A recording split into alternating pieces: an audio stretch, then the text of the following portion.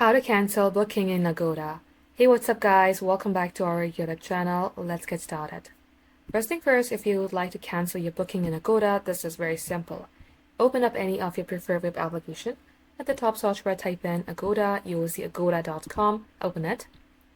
As you do so, make sure that you are logged into your account. Then you will see your initial and your name. Click onto your name. Click on Bookings. As you do so, wait for this to load, and by default, you will get landed onto all bookings here. You will see upcoming.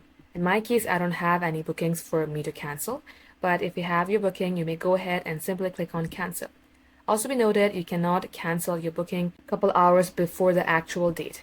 For instance, if your booking is for today, and if you would like to cancel your booking 2 or 3 hours prior to it, you cannot do so. But you can simply go ahead and cancel it, which is 2 days prior to your actual date.